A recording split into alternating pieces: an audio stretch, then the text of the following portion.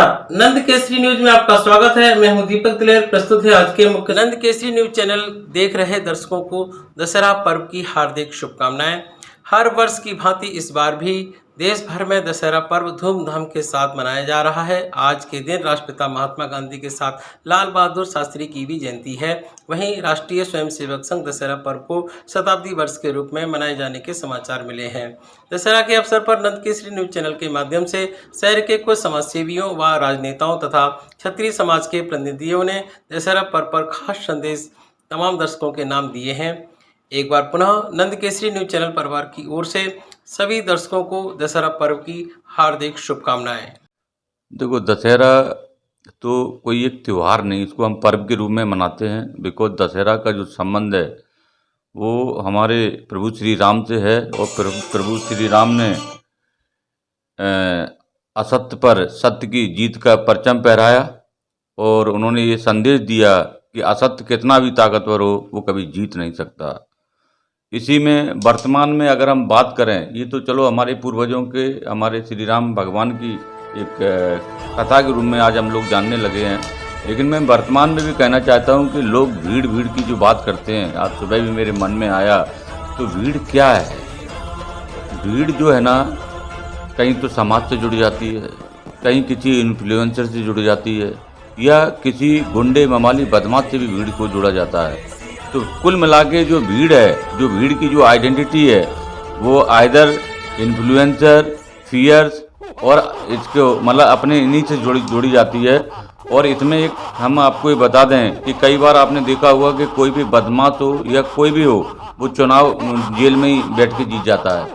इसके क्या मायने हुए? फॉर एग्जाम्पल, फूलन देवी ने एक चुनाव, मैं दो लेडीज़ों की तुलना कर रहा हूँ, फूलन देवी ने जेल के अंदर रहती हुए चुनाव जीत लिया, जबकि वहीं एक देश की पहली महिला IPS किरण बेदी चुनाव हार गई। इसके मायने समझ जाओ कि भीड़ कितनी, मतलब भीड़ अपने खुद के डिसीजन नहीं ले पाती है। भीड़ से जो डिसीजन दिलवाए जाते, भीड़ वो डिसीजन ले रही।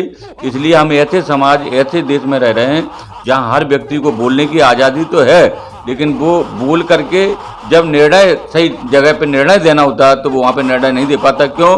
फिर वो कहीं ना कहीं किसी गुंडा, ममाली, नेता, राजनेता के दबाव में आकर के इस तरह की हरकत करता है। तो मैं देश की 140 करोड़ से ऊपर जो जनता हो चुकी है उससे यही कहना चाहूँगा, सबकी सुनो लेकिन करो हमेशा अपने मन की। जय हिंद, जय भारत, जय श्री राम।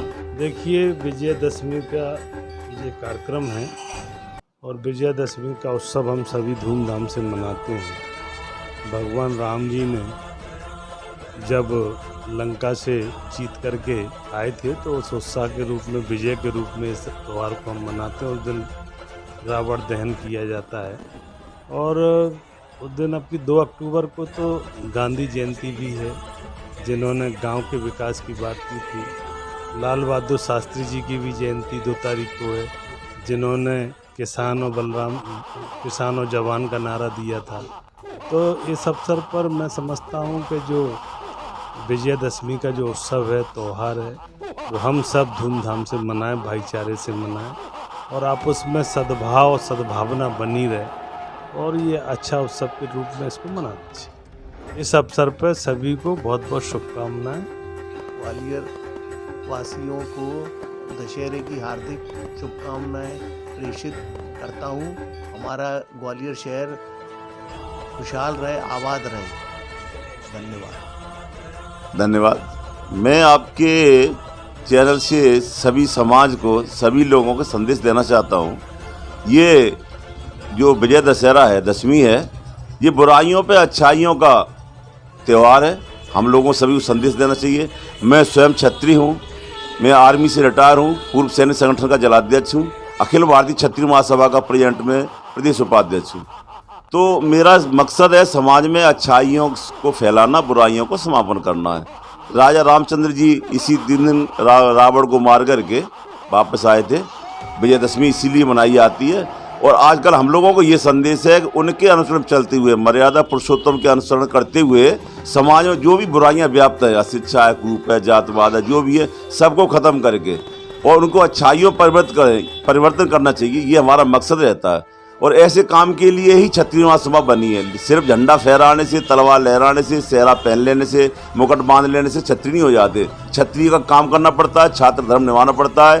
क्षत्रिय का धर्म है सबको साथ लेकर चलना, छोटे बड़े बुजुर्ग महिला बहनें, हर समाज हर कास्ट को सबको साथ लेकर चलना है, वो क्षत्रिय धर्म है। क्षत्रिय द्वेष नहीं है, भावना नहीं फैलानी है, ऊंच नीच की भावना नहीं फैलानी, सबको एक साथ लेकर चलना है। हमारे मर्यादा पुरुषोत्तम यही सिखाया था। वो मर्यादा पुरुषोत्तम क्षत्रिय थे, लेकिन उन्होंने बिल्ली के झूठे बेर खाए थे, गुहर निषाद को गले से लगाया था। जब उन्होंने हमारे आदर्श राम ने छोटी बड़ी ऊंच नीच नहीं मानी, तो हम तो उनके वंशज हैं, उनके अनुसरण करने वाले हैं, हमको भी ये चीज़ नहीं माननी चाहिए। हमारा कहना है कि समाज में बुराइयों को ख़त्म करो, अच्छाइयों को बढ़ाओ, ये हमारा क्षत्रिय धर्म है। जय हिंद, जय भारत। पहले तो मैं आपके चैनल को सब्सक्राइब नमस्कार करता हूँ। दशहरे की सभी को हार्दिक हार्दिक शुभकामनाएं देता हूँ। यूँ तो दशहरा हम हर साल मनाते हैं, रावण भी जलाते हैं, लेकिन श्री रामचंद्र जी की पथ कमल पर नहीं चल पाते। उनके बताए हुए रास्ते पर चलेंगे तो जीवन में हमें हर खुशी मिलेगी तथा हर संकटों का नाश होगा।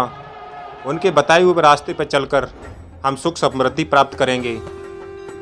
यही मेरी सभी लोगों से कामनाएं हैं और एक बार फिर मैं सभी लोगों को दशहरे की हार्दिक हार्दिक शुभकामनाएं देता हूँ।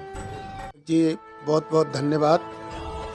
और दशहरे के इस पावन पर्व पर मैं क्षेत्रवासियों को सबको अपनी ओर से ढेर सारी शुभकामनाएं देना चाहता हूं और छोटों को ढेर सारा प्यार आशीर्वाद देना चाहता हूं। एक्चुअली दशहरा पावन पर्व है और दशहरा के दिन हम लोग विभिन्न प्रोग्राम आयोजित करते हैं। और आज मैं सुबह पढ़ रहा था राजा राम साहेब तंवर का इतिहास, हल्दी घाटी में युद्ध का इतिहास पढ़ रहा था, महाराणा प्रताप के बारे में भी पढ़ रहा था। और ये एक जोश और वीरता का पर्व है। क्षत्रिय समाज भी इसको बहुत बढ़ चढ़ के मनाता है और सभी समाज इसको दशहरा के पर्व को मनाते हैं।